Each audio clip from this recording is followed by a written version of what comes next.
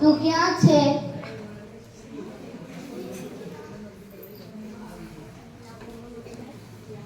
આ રહ્યો મમ્મી. તને ખબર છે કે હું તને ન જોઉં તો મને આખો દિવસ તેર જ નથી પડતો. મારે તને ભણાવી ગણાવીને મોટો કલેક્ટર બનાવવાનો છે. હા મમ્મી, પણ મમ્મી મને ભણવામાં બહુ જ કંટાળો આવે છે. મને ભણવામાં મન જ નથી લાગતું. ના બેટા, આવું ન કહેવાય. મારે તો તને ભણાવી ગણાવીને મોટો કલેક્ટર બનાવવાનો છે. હા મમ્મી. મમ્મી મારે પણ ભણવું છે. તમે ભણાવીશ ને મારે ભણી ગઈ મોટી કલેક્ટર બનવું છે. આવી મોટી કલેક્ટર બનવાવાળી ઘરના પોતા કર, વાસણ માંજ. મેં તને કેટલી વખત સમજાવ્યું છે કે તું દીકરી છે, દીકરાના વાદે ન ચડે. મનોજ તો મારો દીકરો છે. તું તો મારે પારકું ધન કહેવાય. એટલા માટે ઘરના કામ કર. મમ્મી અમારે નોટબુક લેવાની છે, તો મને પૈસા આપને. હજી તારા પપ્પાનો પગાર નથી આવ્યો. આવે તો પણ ઘર ખર્ચ માટે વપરાઈ જાય છે. એટલા માટે હું તને નોટબુક નહીં લઈ લઉં. મમ્મી મારે શાળામાંથી પ્રવાસ થાય છે. મારે પણ જાવું છે. તું મને પૈસા આપ. હા લે બેટા, 1000 રૂપિયા. હજી જોઈતા હોય તો કહેજે અને ત્યાં પહોંચીને મને ફોન કરજે.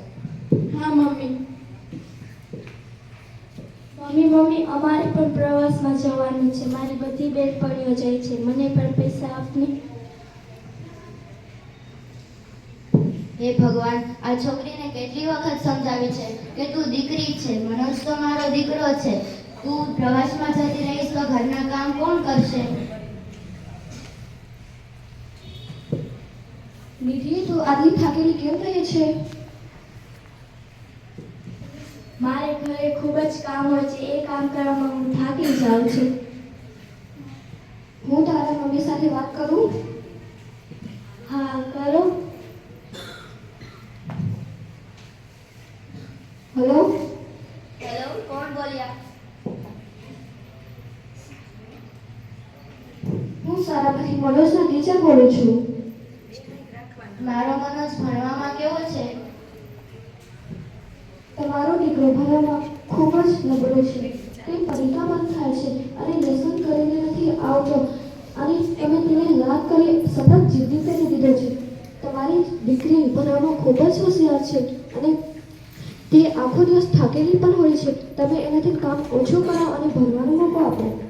આ મારી દીકરી છે. અમારે તને ભણાવી હોય તો ભણાવીએ. કાલે સવારે તેના લગ્ન થશે, પછી તેના સાસરીવાળા એમ કહેશે કે તમે તમારી છોકરીને કેવા સંસ્કાર આપ્યા છે. અમારી તો બેઇજ્જતી થાય ને.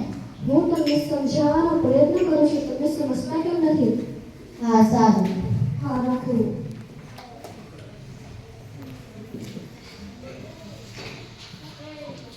મમ્મી અમારા 10માનું રિઝલ્ટ આવી ગયું છે. મારા મનોજ દીકરા, તારે કેટલા ટકા આવ્યા? મનોજ બેટા, તું કઈ બોલતો કેમ નથી? મમ્મી મારે આખી શાળામાં પ્રથમ નંબર આવ્યો છે. અને મારો મનોજ દીકરો? મમ્મી આપણો ભાઈ મનોજ તે પરીક્ષામાં પાસ થયો છે. હાય રે, આ છોકરાને તો મારે મોટો થઈને કલેક્ટર બનાવવાનો હતો. હાય રે. જો ઋષિબેન, એટલે હું તમને કહેતી હતી, તમે તમારી દીકરીને ભણાવો. તમે તમારી દીકરીને ન ભણાવો છતાં તે આખી સ્કૂલમાં પ્રથમ નંબરે આવે, અને તમારા દીકરાને ભણાવવાનો પ્રયત્ન કર્યો છતાં તે નહીં ભણ્યો. હા બહેન, તમે સાચું કીધું. મેં મારા દીકરાને ભણાવ્યો છતાં મેં મારી દીકરીને ન ભણાવી. મારી દીકરી આખી શાળામાં પ્રથમ નંબરે આવી અને તેને મારું નામ રોશન કર્યું. એટલે આજથી જ હું દીકરા અને દીકરી વચ્ચે ભેદભાવ રાખીશ નહીં. દીકરો દીકરી એક સમાન.